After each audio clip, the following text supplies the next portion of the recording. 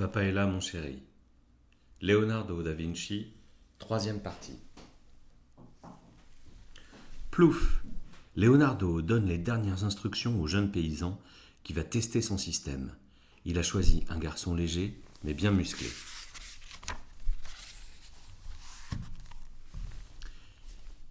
Tes ailes sont bien fixées, n'aie pas peur. Elles ne peuvent pas tomber. Maintenant tu cours et quand tu sens le vide sous tes pieds, bats les bras et les jambes le plus vite possible. Ça fera monter et descendre les ailes et tu seras le premier homme à voler dans les airs. Leonardo est comme ça. Il commence à observer les ailes d'un oiseau pour ses dessins et sa peinture. Et puis il veut comprendre comment elles sont formées. Et puis il veut comprendre comment elles réussissent à faire voler un oiseau. Et il n'a plus qu'une idée en tête, découvrir le secret du vol. Et le voilà qui passe son temps à dessiner des ailes et des mécanismes pour fixer des ailes sur le corps humain. Et il en fabrique, en bois et en toile. Et il teste, il fait voler des modèles réduits encore et encore. Aujourd'hui, les conditions sont idéales pour un essai en vrai. Il n'y a pas un pouce de vent. Salai, toi tu descends vite au bord du lac, et si par malheur il tombe dans l'eau, tu vas l'aider pour qu'il ne coule pas. Les ailes pourraient l'entraîner au fond. Faire voler l'homme, un rêve vieux comme le monde. Pfff. Salai entre en courant dans l'eau du lac. Leonardo est déprimé. Il n'arrive pas à trouver le secret du vol. Il regarde Salai et le petit paysan sortir de l'eau, courbé sous le poids des lourdes ailes en bois. Leonardo prend son petit carnet, il se met à dessiner. Quelque chose qui ressemble à une grande toile en forme de pyramide. Leonardo invente le parachute.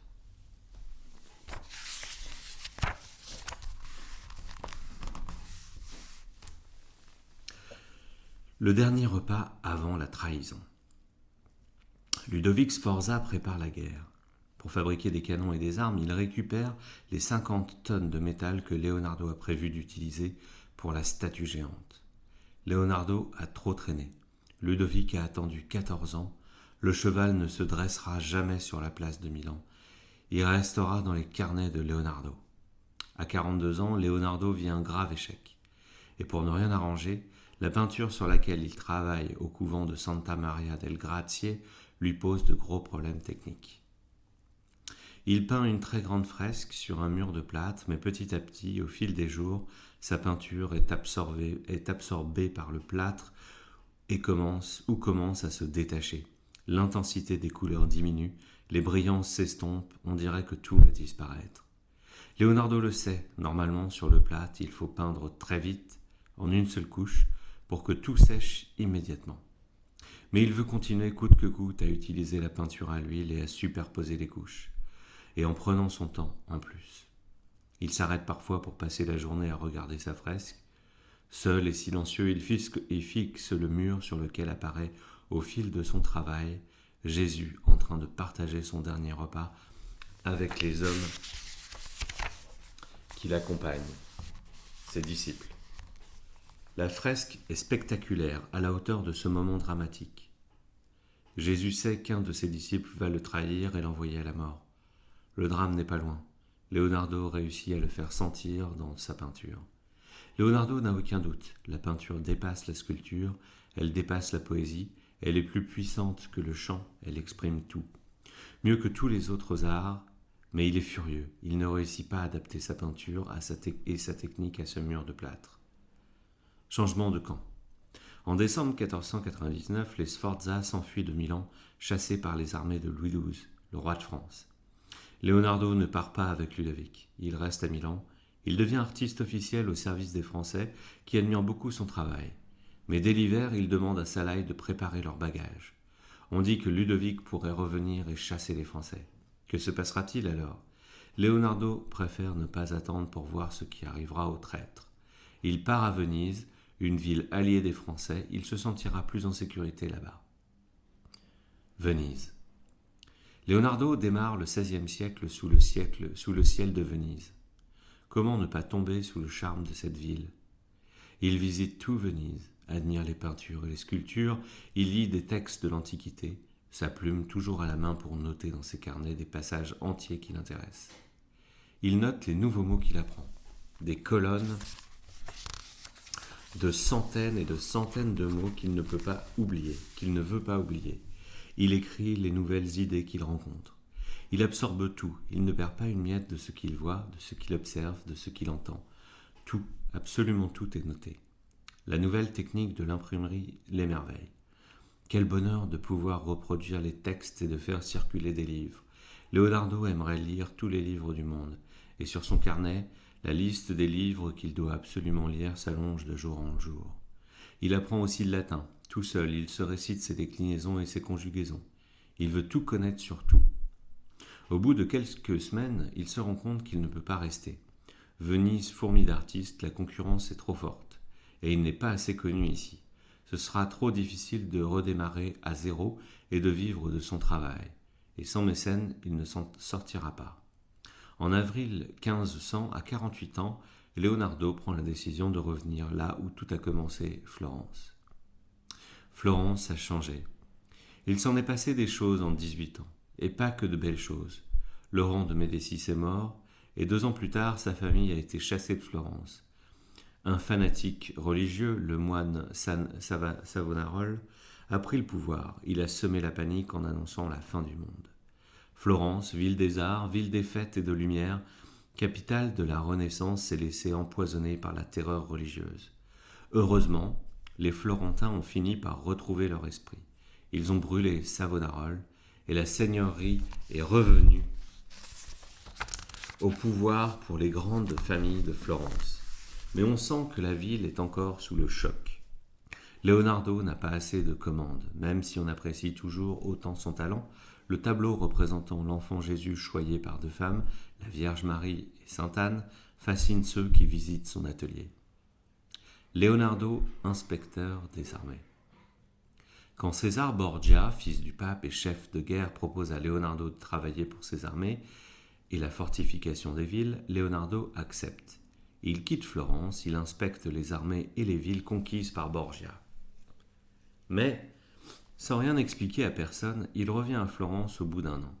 Peut-être n'a-t-il pas supporté de servir sous les ordres de ce tyran prêt à commettre les pires crimes pour conquérir un à un tous les États de l'Italie. Rendez-vous au Palazzo Vecchio. Les chevaux effrayés se cabrent, le sol est jonché de cadavres, le carnage est monstrueux. Perché sur de hauts échafaudages à plusieurs mètres du sol, Leonardo peint la famille d'Anghiari, la bataille d'Anghiari. Mais il peint surtout la violence et la férocité de la guerre. Une sauvagerie qu'il a vue de près pendant 7 années passées au service de César Borgia. Leonardo tend l'oreille. Des pas résonnent dans la grande salle du Palazzo Vecchio. Du haut de l'échafaudage, il jette un coup d'œil en bas. Encore des visiteurs. Il faut dire que, dans toute l'Italie, on ne parle que du travail de Leonardo da Vinci. On ne donne rendez-vous au Palazzo Vecchio de Florence que pour admirer sa fresque. Leonardo a encore une bonne vue. Il reconnaît vite Michel-Ange et Raphaël, 2 jeunes peintres florentins. Il reprend son travail. Ce matin, il ne se sent pas du tout d'humeur à descendre discuter avec eux. Hier encore, Michel-Ange a continué ses plaisanteries sur la statue géante que Leonardo a étudiée pendant 14 ans et n'a pas réussi à faire à Milan. Il prend un malin plaisir à se moquer de la lenteur de Leonardo. Et, heureusement, Michel-Ange ne sait pas que Leonardo a fait allumer un feu hier soir devant sa fresque pour essayer d'accélérer le séchage de la peinture. Leonardo n'a pas trouvé la solution pour faire tenir ses couleurs à l'huile sur ses murs, et il a toujours beaucoup de mal à avancer dans son travail. Michel-Ange ne dit rien, Raphaël non plus. Il regarde émerveillé.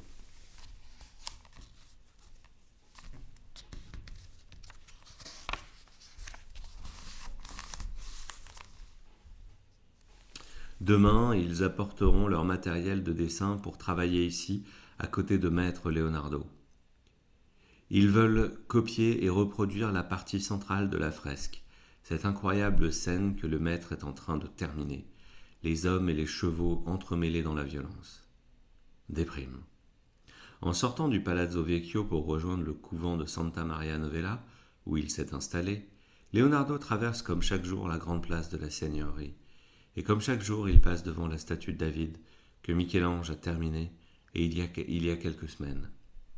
Ses épaules se voûtent, il en a assez des rumeurs qui circulent à Florence sur son travail qui traîne. Tout le monde sait que son tableau Leda n'avance pas. On raconte aussi qu'un riche commerçant lui a commandé le portrait de sa femme Mona Lisa, la Joconde, mais qu'il n'avance pas très vite non plus. Leonardo en a assez aussi des procès avec les enfants que son père a eus quand il s'est remarié après la mort de sa première femme. Depuis juillet 1504, depuis que Sir Piero est mort, ils font tout pour écraser Leonardo, et ils font tout, pour écarter Leonardo de la famille et le priver de sa part d'héritage, sous prétexte que Leonardo est un bâtard. Leonardo en a assez de tout cela. Il arrive au couvent fatigué. Il a envie de tout quitter, de laisser ses tableaux et sa fresque, et de repartir à Milan. Pourquoi pas? La seigneurie de Florence est d'accord pour accorder un congé et qu'il se mette au service des Français, à Milan. Ils ont besoin de Leonardo pour construire un monument. À Milan, la statue d'un général à cheval, congé de 3 mois, pas plus, précise la seigneurie. Peintre et ingénieur du roi de France. Pour Charles d'Amboise, le représentant du roi de France qui dirige Milan, 3 mois sont trop courts. C'est pour Leonardo aussi. Mais Leonardo risque des amendes s'il ne rentre pas à temps. On ne quitte pas son employeur comme cela. Louis XII demande à la seigneurie de Florence l'autorisation de garder Leonardo à Milan. Difficile de refuser cette faveur au roi de France. Accordé. Leonardo est peintre et ingénieur au service du roi de France à Milan. Il peut continuer tranquillement ses études sur l'eau, sur le détournement des fleuves et l'assèchement des marais. Il peut travailler tranquillement à son projet de bicyclette et aussi commencer un autre projet gigantesque, mettre de l'ordre dans ses montagnes de papier, dans ses centaines de carnets de notes et de dessins. Francesco et les carnets de Leonardo. Ce n'est pas Salai, toujours aussi brouillon et coléreux, qui peut aider Leonardo dans ce travail de classement. Leonardo engage un deuxième assistant, un jeune homme brillant, sérieux, organisé, Francesco Melzi. Sa mission, réussir à publier un livre à partir de tous les carnets que Leonardo remplit depuis des années. Bonne chance, Francesco.